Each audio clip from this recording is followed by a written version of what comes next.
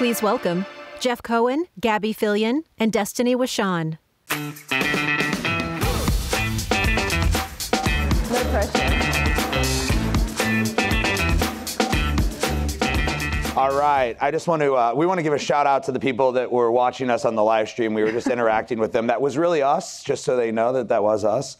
Welcome to everybody for joining us today. We are going to be talking about how brands are looking to utilize Amazon to get in front of more shoppers. So hopefully you're excited.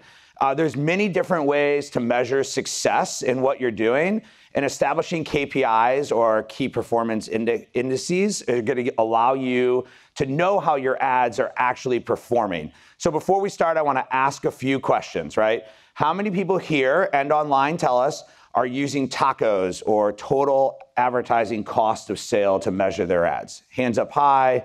Online, tell us yes. All right. How many of you are using ACost or advertising cost of sale?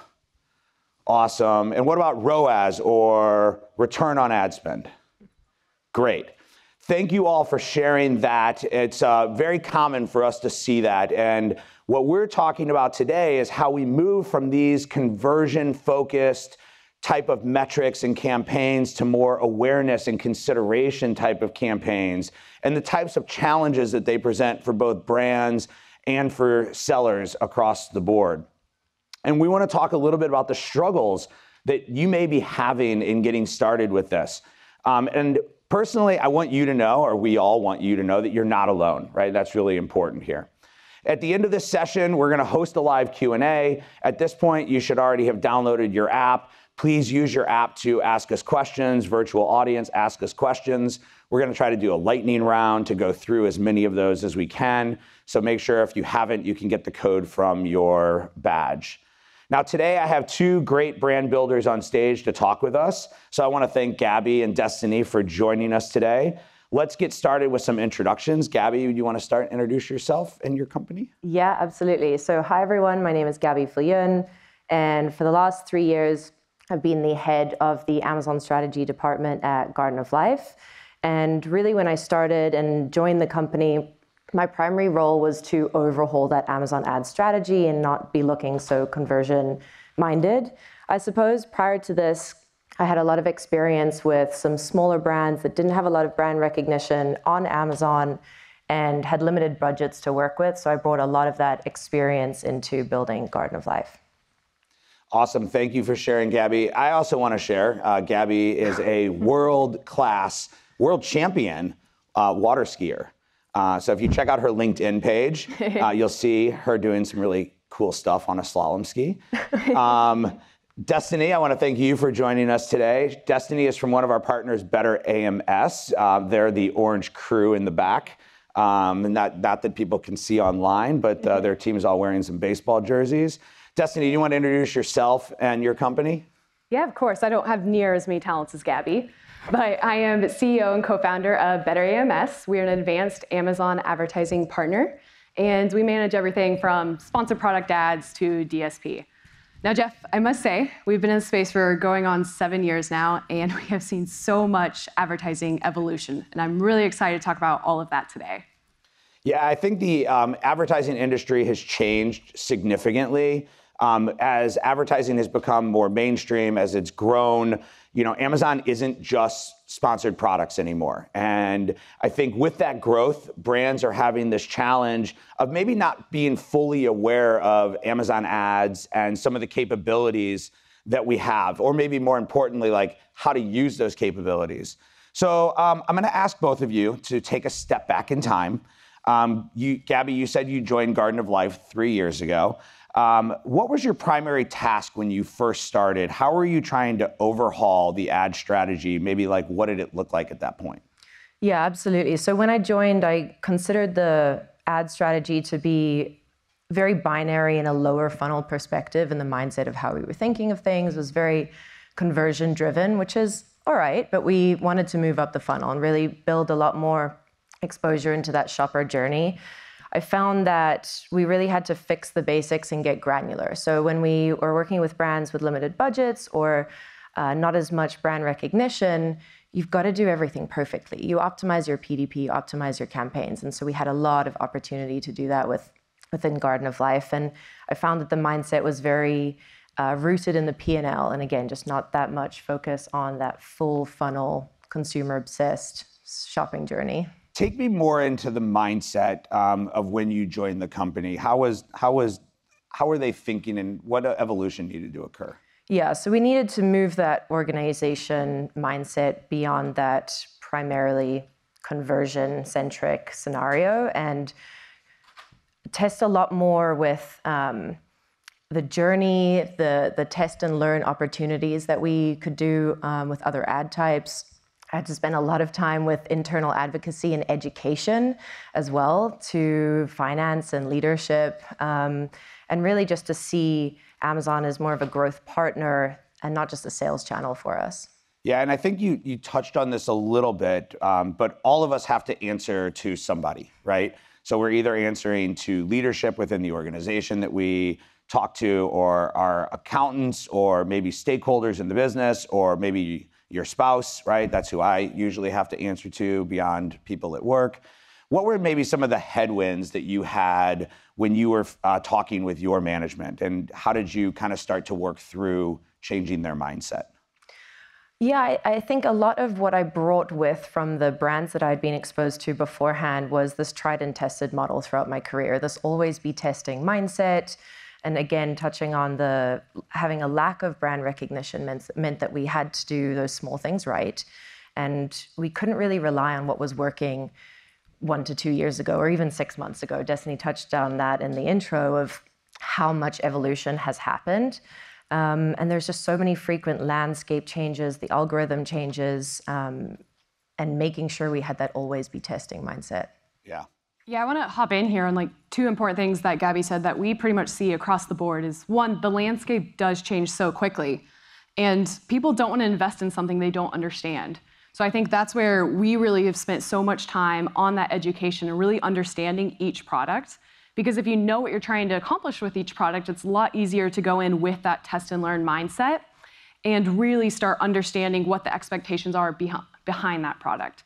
Now, Gabby, you weren't launching any of your own campaigns or doing anything like that, but you really brought everything to the table in terms of like, this is what we are trying to accomplish. And that understanding, I think, helped us drive a lot of success early on. Yeah, I think it's important to understand at least what Amazon can and can't do, right, from Gabby's perspective. So Gabby, your experience obviously was critical, but can you maybe share an example of how you put some of this into practice? Yeah, I think a very pivotal moment within the organization early on was doing the mom test. So for those who don't know, it's really putting yourselves in the consumer's shoes and that shopper journey. We pulled out a bunch of different devices, and I was pointing out different ad placements within search, on competitor pages, on other device placements, and just being able to show and educate the internal stakeholders what opportunities there were and what other placements there were that we just weren't taking advantage of at that time. So a lot of what we did once we got that internal understanding and education was being able to, start testing, but starting small, lessen the variables that we were playing with, and then monitor and scale that over time. Yeah, I love the concept of the mom test. You guys doing the mom test? Yeah, hands up. Should be. Yeah, like you should be constantly like checking and doing that. You need to place yourself in the shoes of your consumer. At Amazon, you've probably heard this from the keynote stage a few times. We call that working backwards from the customer. Destiny, I'd like to maybe ask you, how did your partnership with Gabby and Garden of Life start? Yeah, so I was posting a ton of content on LinkedIn, and I was doing a bunch of video run-throughs of the mom test of, hey, type in the search query, here's where all of your ads are showing, here's why this is important, here's what a brand needs to focus on. And Gabby was following that content, and we booked a call and decided to run an audit on their brand. Yeah, well, maybe I'll pause before I ask the next question, but Destiny and myself are definitely people you should follow on LinkedIn, so I'll throw our own little personal pitch out there. Not that they shouldn't follow you, Gabby. I post my dog a lot. Yeah. So you ran this audit. What did you find from the audit? Yeah, honestly, the small things were being done well. And we see that pretty frequently nowadays. Sponsored products, keyword research, bid management, the fundamentals were covered. But I think a lot of what we saw is an opportunity to think more long-term, build a much more cohesive strategy, and start connecting with shoppers throughout the different stages of their journey. Oftentimes when people think of Amazon advertising, they think of that bottom of the funnel, they clicked, they purchased, done, all within 5 minutes. But we really started identifying an opportunity to build a much longer term plan and then build a granular strategy behind that allowed us to scale at a much more rapid pace. Yeah, and I think this is, you know, a great way to be thinking about it. But like, Gabby, how did that align with what you guys were doing? Yeah, I mean, honestly, after that initial conversation we had, and then for sure after seeing the results of that audit, because I had this gut feel that there was just more opportunity to improve. I realized in the conversation I had a ton of mental mindset alignment with the Better AMS strategy and with what Destiny was trying to put forth in her educational content. And the biggest thing was getting a really granular foundation so that we could do a lot of strategy pivoting, that we could do these types of tests. So clearly it was love at first sight, and I've spent time with the two of you, and I can see why you two get along so well. So let's talk about how you established goals. Are they something that you worked together on? Gabby, were you kind of telling Destiny what you wanted? How did that kind of go? I think it was really a combination of both, and that's what helped our relationship to work so well as well. I brought a lot of the business problems and the vision that we had to the table, and then together we had a very honest conversation about setting these realistic expectations, the goals that we wanted to achieve in the short, medium, and long term. And really what we established on at that point was wanting to expand to new audiences, being able to educate, but also engage the consumers with different ad types, and then be able to circle them back in with loyalty. Understanding Garden of Life's goals and the timeline behind those goals was really important. I think the timeline is something that gets missed pretty frequently, is we make short-term reactive decisions, but those could be detrimental to our long-term goals. So when Gabby mentioned things like new customer acquisition or education awareness and loyalty, we brought to the table the products that aligned with all of those. So whether it's sponsored brands or video or sponsored display, and we were able to build out the foundation to help balance the long-term goals with the short-term KPIs, the ROAS, the sales, the conversion rate, within reasonable expectations. We were really, when we did this goal setting together, we were really trying to, how do we solve for today, but then also build for tomorrow with the strategy that we're going to put in place. I think I'm going to bottle that up as a quote. I like that. I like that one. Write that down. Yeah. Post that on LinkedIn. I think that's a great takeaway for everybody in the audience and everybody online. The relationship between an agency or a technology provider and a brand has to be a two-way street, right? You need to align on these goals. So Destiny, you're working backwards from the goals. What strategies were you setting for the brand? So in the beginning, as Gabby mentioned, it was really, really fundamental to get the foundation right. So for us, we had to get super granular because we didn't want to take insane budgets and just throw it on the wall and see what happens. We took very specific campaign strategies, we aligned them with every single ASIN, and we made sure that we are starting small enough to have an accurate test. So as an example, we used sponsored brand campaigns for a lot of our new to brand targeting. We used impression share campaigns to help us when it came to market share. Sponsored display, remarketing, bringing them into that loyalty stage, targeting, conquesting, all of those things. And then we backed into video for some of our education and engagement. All of these campaigns take a lot of time to set up, right? They're very specific. They have to have aligned targeting, aligned creative, all of those things. But that's what allowed us to scale and understand what was truly working in a healthy manner. Okay, so I love to kind of work backwards from this. So Gabby, how were you measuring success? And maybe what were some of the metrics that you were looking to use? Yeah, that's a very important question. So again, how we started this is we didn't want to focus so much on that conversion. We were really talking about where the consumer is. And we started a lot of these campaigns with a retail-ready product, making sure that we were limiting those variables and understanding that ad type intent. So of course, the metrics are dependent on whatever that ad type intent was, so that we could really understand that shopper journey and their experience.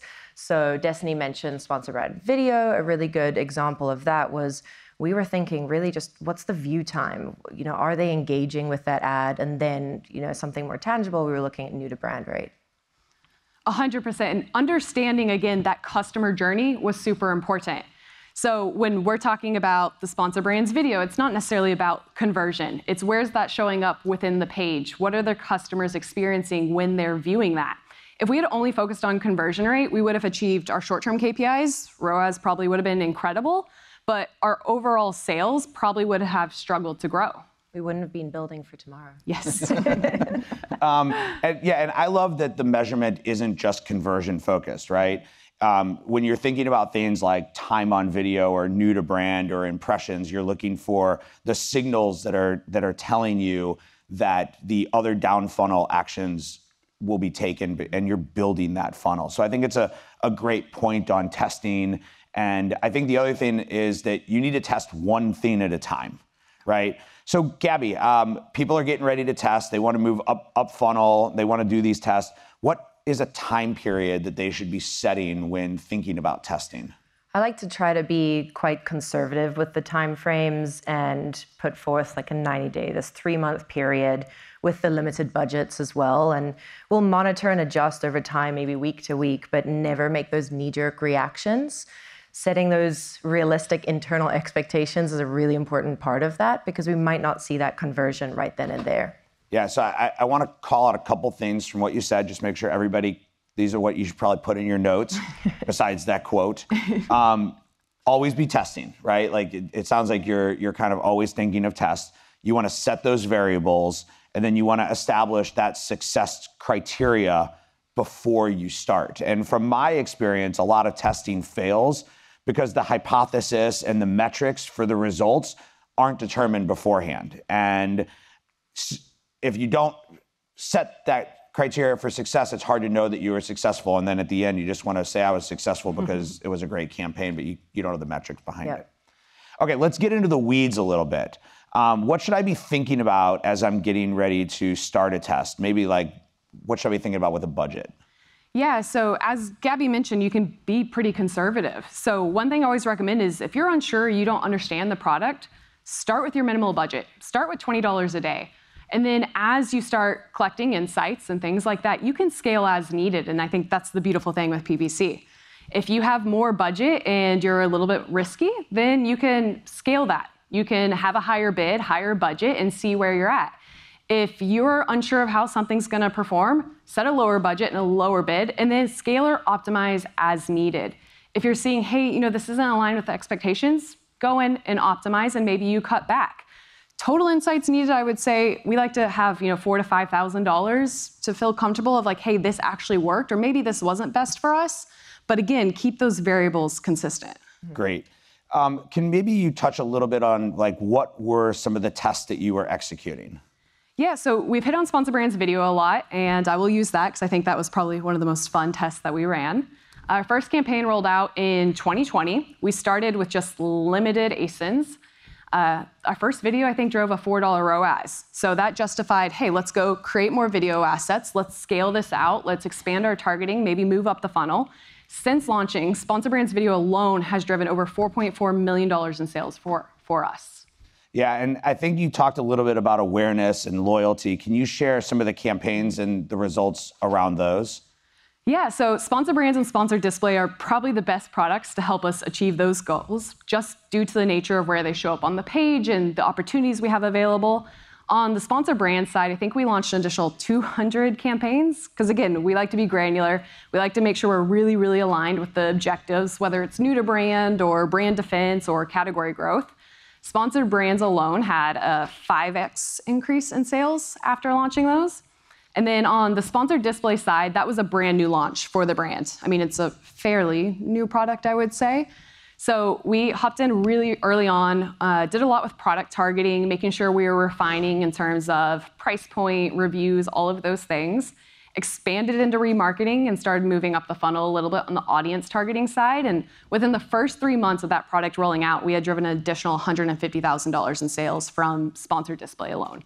Now, I think the one key thing to remember is both of these ad types were great for direct sales and conversion and ROAS, but we were really looking at that long-term game. How is everything working well together, and how are they driving the loyalty and the new customer acquisition? Yeah, so Gabby, these sound great, right? How are the internal stakeholders reacting? Were you still fighting this mental model shift of ACost and tacos, or were they kind of buying the new metrics that you were pitching? It's definitely an ongoing internal education for sure, and being able to shift that mindset beyond just conversion purely. Again, the mom test helps. We would go back to it periodically when we needed to be able to balance this testing that we were doing to try and build the pool, get more awareness going, and then loop them back in with loyalty. It's a work in progress. Yeah. So I think that one of the things I think is great is that it wasn't a super large budget, right, over a longer period of time, and you were able to iterate off of the results that you had.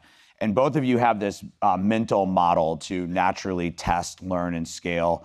And you had this plan, right, of how you were going to get your internal stakeholders to buy in on what you were doing. And then you were able to secure that test budget. And then you developed that mechanism to evaluate that budget. Now at Amazon, we call that a flywheel, right? And you drove the flywheel around the campaign to start generating the actions, the ultimate actions of sales that you were trying to do. As the audience is thinking about that mental model, what is something that maybe I missed in how I'm describing it? I think from my perspective, it's really important to consider Amazon Ads as this multimedia brand building partner. And that was a big shift that we went ahead and did. And thinking that the partnership services and the relationship that we had was far beyond just sales obsessed. For us at the brand, Amazon Ads is our largest engagement and purchase driver as well across retail and omnichannel. So I think something I'd like to touch on here is, again, thinking more long term. Something that we see across the board is like, okay, CPCs are increasing, competition is increasing. But like you mentioned, Amazon advertising is also evolving so much. I mean, I can barely keep up with everything, if we're being honest, Jeff. But it's, again, no longer about that direct conversion. So when we say mom test, it's, hey, everyone in the audience, pull up Amazon, go type in your #1 keyword. What is the first thing you see? It is that gorgeous sponsored brand headline at the top of the page. And that's super important to consider because that sponsored brand headline is a billboard on one of the largest interstates in the world. It is a direct impression driver, and it's direct to your aisle. If someone's typing in that search query, they're in your aisle, and you have the opportunity to show them your products, your logo, and write copy. So it's really, again, running that test and making sure we're understanding how someone shops on Amazon. Yeah, I love that analogy of it being like the roadway and the billboard on the highway. I think sometimes we don't always equate the internet and our shopping behaviors to maybe other behaviors we have in life. Okay, Destiny, I'm gonna put you on the spot. You alluded that you work with many other clients, right? Your agency, and you speak with a lot of people. When you are having these higher level conversations and you're talking with these other people, what are the problems and challenges that they're facing? Are they similar to the ones that Gabby's facing? 100%. I think one, familiarity with the products can be pretty difficult. I mean, brands have so much to keep up with, and every time there's a new rollout, it can be a little bit scary to go test and learn. But that's why we're recommending start small. Make sure something's really aligned and make sure that you're, again, thinking a little bit more long-term about all of these strategies. I think the second biggest thing here is really understanding that things are going to change very quickly and making sure that you're going back and re-optimizing and readjusting everything as your brand matures and as the platform matures. Yeah, and I think you also, I'll also throw back in the pitch that like another great way to keep up with that is to, follow people online and follow the blogs on Amazon.com to kind of see what's happening. So when you're doing all of this, how do you help the people that you're talking to? Yeah, so we spend a lot of time on the education side. It's hopping on the calls and speaking specifically to a brand's needs. I think oftentimes you get caught up in like, hey, this is the standard operating procedure for any one thing. But Amazon advertising is complex. So we try to educate our brands on what's best for them. We spend a lot of time on the mom test and making sure we're keeping up with everything and re-optimizing everything that needs to be re-optimized. We have to start thinking, again, beyond that. We have to make sure that it's not just purchase anymore. It is a true advertising platform. So how can we go from path to purchase and make sure we are optimizing for all of that journey? Yeah, I think that's a great reminder, and understanding that shopper journey is really critical. And obviously, Amazon has many ways that all of you can be part of this, and advertising is helping you to attract these new shoppers and all these different stages along the way. So we're getting close to the end of our time, and we want to get into the Q&A. I know we had a very active audience earlier, so hopefully they're throwing some questions in, and you guys are as well. What are maybe something that the audience would want to take away from this session today? I think from my perspective, it's really this mindset. It's something that you bring into your everyday to just never be complacent, this test and learn. And that internal, if you're balancing with the internal stakeholders, that education and communication is just absolutely critical with that. Being able to explain the shopper journey, the why behind these different ad type tests that we're doing, and starting small, setting those realistic expectations internally, measure over a realistic period. Yeah. It's not a set it and forget it thing. Yeah. I mean, we would all like it to be. Honestly, it would save me a lot of hours.